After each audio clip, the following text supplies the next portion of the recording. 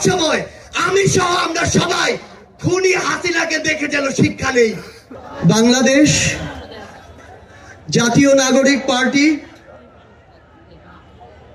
1947, 1952, 1971, 1971-এর পরে এই একবিংশ শতাব্দীতে নতুন আরেকটি অধ্যায় 2024।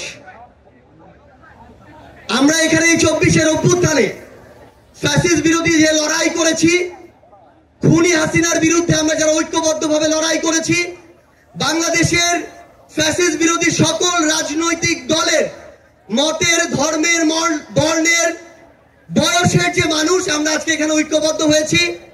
কোটি মানুষের আস্থার ভালোবাসায় 11 বারের মতো দেশের 1 নম্বর রেফ্রিজারেটর ব্র্যান্ড ওয়ালটন।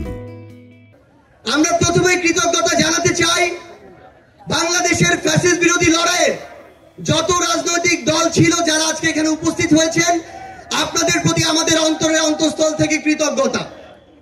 আমরা শুধু আপনাদেরকে একটা কথাই বলি, একটা অনুরোধ করি, আমরা বিশ্বাস করি যদি ওই 5 আগস্টে খুনি হাসিনা জান নিয়ে পালিয়ে যাওয়ার পরে আমরা এই বাংলাদেশ নিয়ে যে স্বপ্নগুলো দেখেছিলাম সেগুলো আমরা বাস্তবায়ন করতে চাই, তাহলে আমাদের এই রাজনৈতিক দলগুলোকে ঐক্যবদ্ধভাবে কাজ করতে হবে।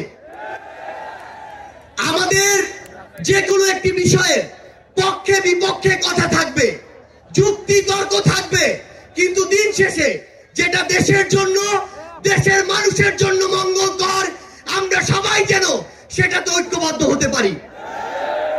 আমরা বিশ্বাস করি আমাদের এই রাজনৈতিক দলগুলোর মধ্যে যদি এই মিউচুয়াল রেসপেক্টটা থাকে, আগামীর বাংলাদেশ হবে অপ্রতিরোধ্য বাংলাদেশ।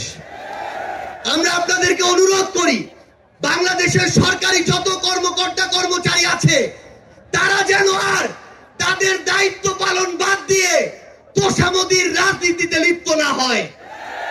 আমরা অনুরোধ করি বাংলাদেশ পুলিশ নামক যেই প্রতিষ্ঠানটিকে খুনি হাসিনা ধ্বংস করে দিয়েছে সেই প্রতিষ্ঠানটি যেন কাজের মাধ্যমে তার গৌরবটি আবার ফিরিয়ে আনে।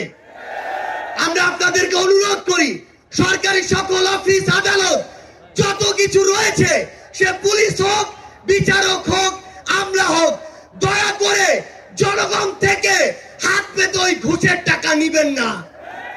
দয়া করে জনগণের জন্য, জনগণের সাথে সামান্য স্বার্থের জন্য এই অন্যায়গুলো করবেন না। আমরা আপনাদের সামনে অনুরোধ করতে চাই এই রাষ্ট্রীয় প্রতিষ্ঠানগুলোকে খুনি হাসিনা নিজ হাতে ধ্বংস করে দিয়ে গিয়েছে। সকল রাজনৈতিক দলকে ঐক্যবদ্ধভাবে এই প্রতিষ্ঠানগুলোর সংস্কার করতে হবে। এই প্রতিষ্ঠানগুলোতে যেন সেই মানুষটি বসে যেই মানুষটি দেশ এবং মানুষের জন্য ভালো, সেই মানুষটি নয় যেই মানুষটি আমার মাইম্যান। আমাদের একটি জিনিস লক্ষ্য রাখতে হবে, আমার সামনে আমার আহত যোদ্ধারা, আমার সামনে 16 বছর ধরে বিভিন্ন রাজনৈতিক দলের কিংবা নির্দলীয় যারা ফাইট করেছেন তারা বসে আছেন। আমার সামনে আমার শহীদ পরিবার রয়েছে। এই প্রত্যেকটি গুম, খুন, বিচার বহির্ভূত হত্যা, এগুলোর বিচার যেন আমরা ঐক্যবদ্ধভাবে করি। এই খুনি হাসিনার বিচার যেন আমরা ঐক্যবদ্ধভাবে করি।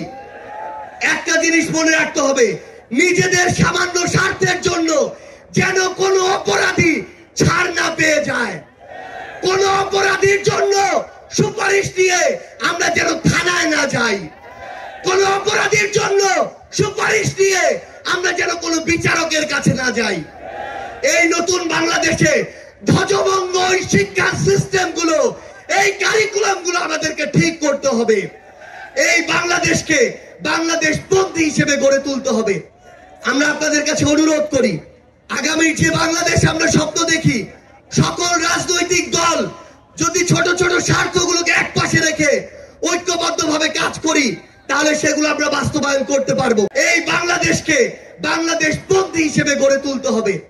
আমরা আপনাদের কাছে অনুরোধ করি আগামী যে বাংলাদেশ আমরা স্বপ্ন দেখি, সকল রাজনৈতিক দল যদি ছোট ছোট স্বার্থগুলোকে এক পাশে রেখে ঐক্যবদ্ধভাবে কাজ করি তাহলে সেগুলো আমরা বাস্তবায়ন করতে পারবো।